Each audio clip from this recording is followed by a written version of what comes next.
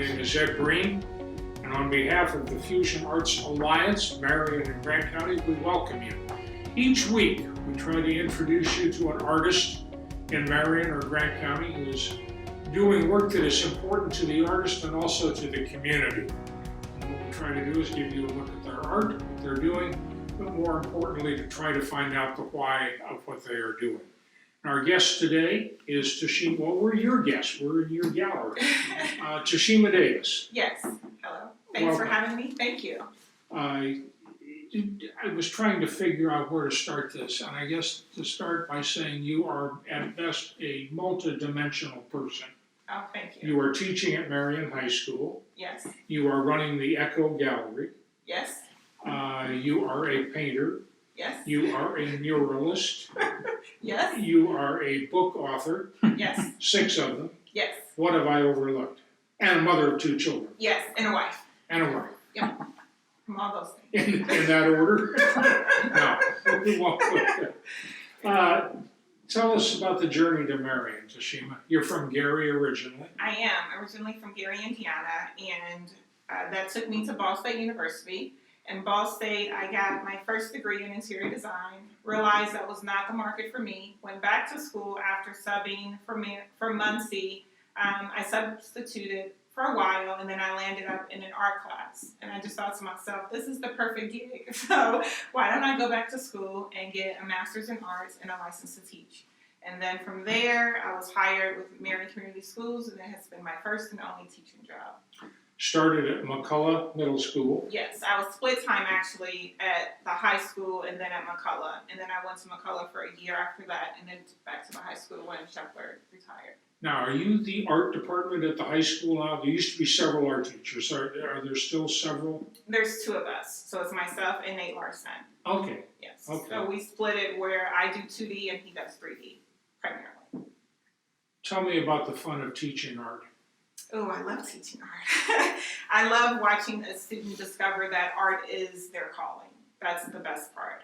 I also love when a kid comes to me and says, I can't draw or I can't do this. And then at the end of the class, they're like, so what class do I sign up for next? Like, that's the best part because I am able to not only enhance creativity, but in some ways kind of teach it. Because I feel like now the generations have lost just sitting outside with a sketch pad and just sketching. Like, they want to be told exactly what to do so they get it perfect and then, get the A. And that's not how I teach. So I am helping them discover creativity in their own way. You have been at this long enough that you have had an opportunity to see some young people grow. Yes.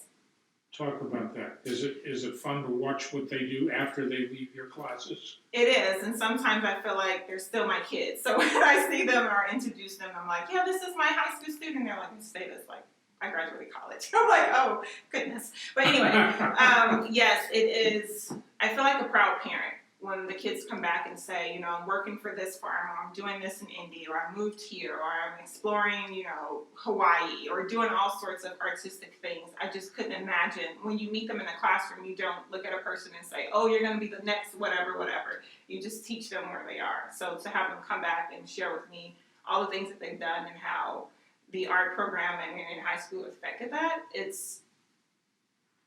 I don't have the words for it. It's just overwhelming, but truly prideful. At the end of the school day, you become Tashema Davis, the artist. Yes. Talk about that. What area of art is your passion? Painting portraits with oil is my passion. So after school, and sometimes during school, depending on what I am teaching the kids to do. So I like to paint in the classroom during my painting class, so kids not only know that, okay, she's teaching me this, but she's also living this. And then after school, I come to the gallery, and I am gallery owner, and somewhere along the lines, I find free time to also create my own personal work. Let's take the side trip here to the gallery for just a minute. Echo Gallery. Yes. 200 block South Washington Street. Yes. How did this happen? It was always a baby of mine. Back in Gary, when I was a young person, I did not have a place like this to go to where I can do a painting class or sit up under someone and they really foster and enhance that love that I had for art. So I told myself then that I was going to be that person. One day, like when I retire, you know, long down the road. But it happened before then. So Echo is a local art gallery where I do painting classes because painting is my passion. I also host local artists and student artwork, and then here in the gift shop, I sell local artists and student art.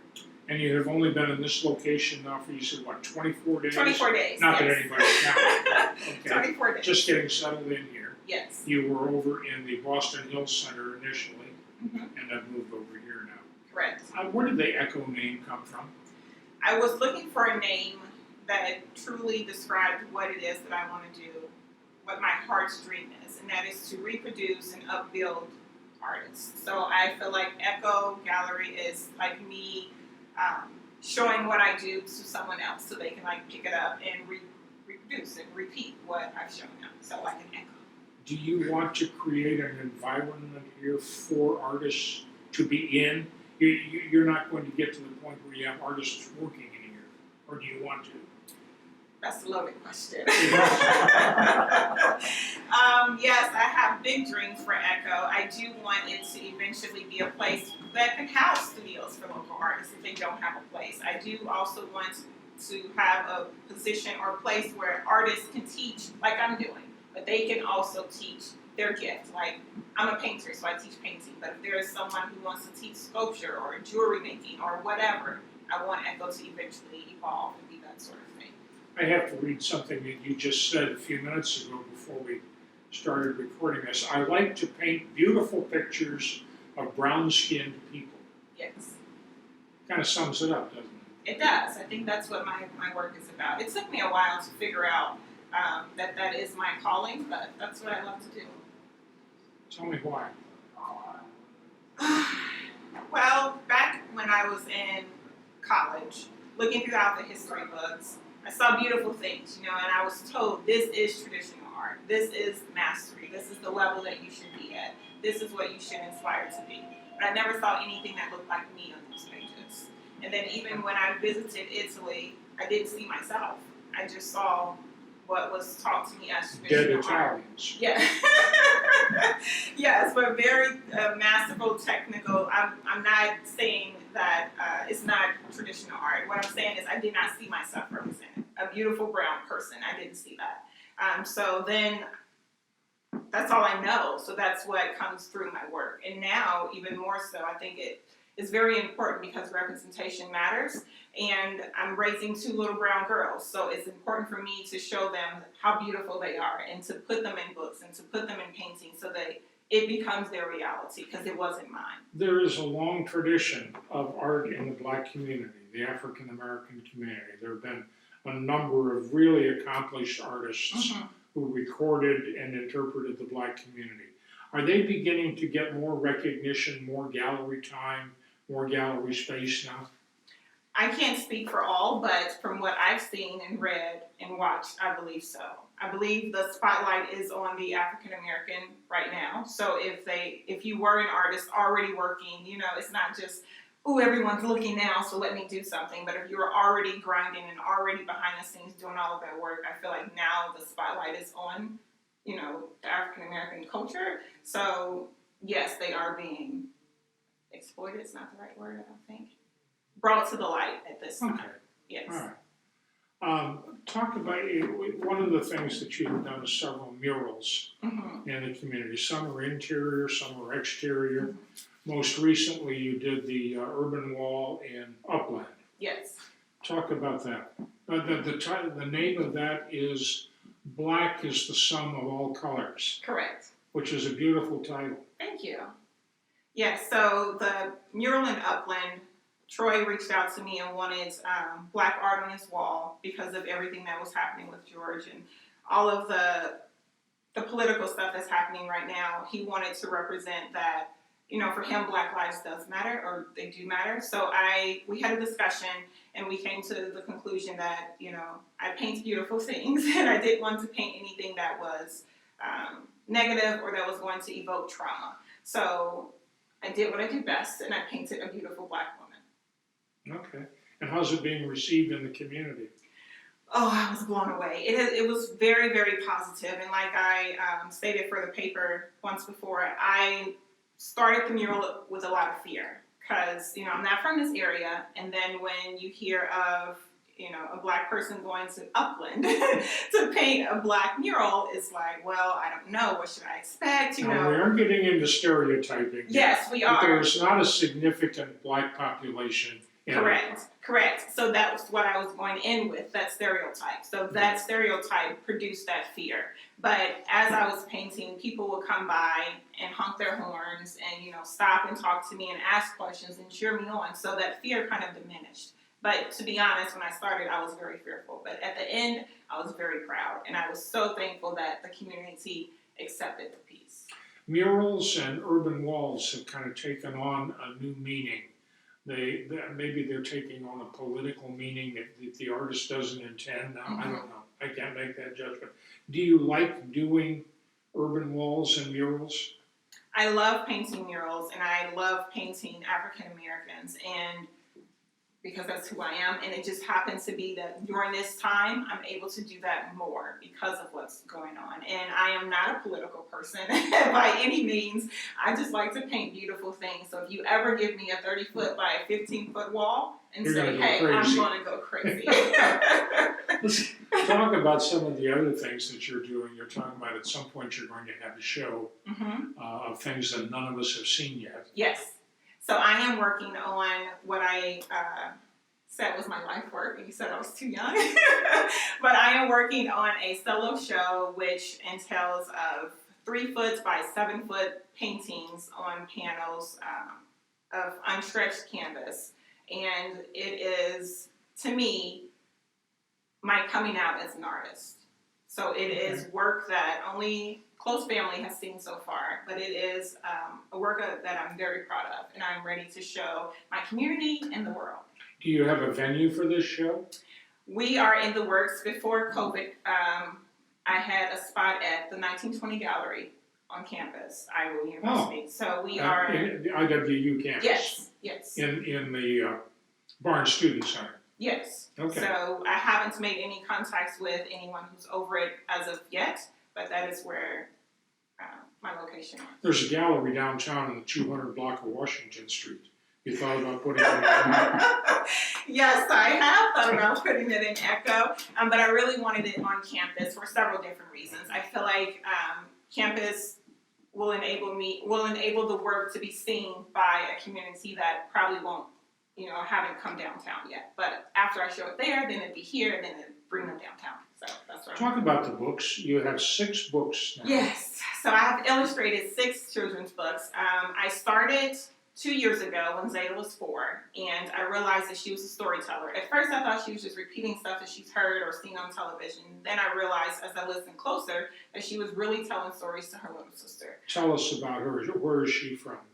Oh, Zeta is my oldest. She's my 6-year-old. Oh, okay. Yeah, the stories that she's telling. Yes. Okay. So my first 3 books are her 3 stories that she's told, and I illustrated them, put them in the book, and then she stopped telling stories. So I only have 3 from Zeta, and I wanted it to stay. We beat that out of them. That's a shame. Yeah. Children that age are wonderful. Yes, they are. They are. And I wanted it to stay authentic, so I didn't want to pressure her or push her to do anything else. But then the 4th book, she was going through some identity crisis and did not realize how beautiful her brown skin was. So that created the 4th book. The 5th book, Amia was like, wait a minute, like my sister is in all these books, Mommy. Where's my book? And then that's how I did the 5th book. And the 6th book is The Imagineers. And that came about, I guess, from my imagination, but using my girls as well. So it's been a family. Talk about the publishing experience. There are certain demands that go with book publishing. The art has to fit the space. It has to have the technical dimensions to it, all that kind of thing. Yes. You enjoying that process? I am not. I get it now, now that this is book 6 and I'm working on book 7. But in the beginning, it was very frustrating to try to learn like the dimensions and the bleed and the trim and all of this terminology that I wasn't used to. But with the publishing company that I use, it's a self-publishing company, and it's really, truly step by step. So they kind of teach you as you go. Print on demand. Print on demand, yes. Books available in Marion. Yes, so now that I have an actual location with a gift shop, you can buy any one of the 6 books here, or all of 6. Okay. Yes. And you have a 7th one in the works. Yes. Are you drifting more and more in that direction? I mean, you can't do everything all the time, okay? You have to focus here.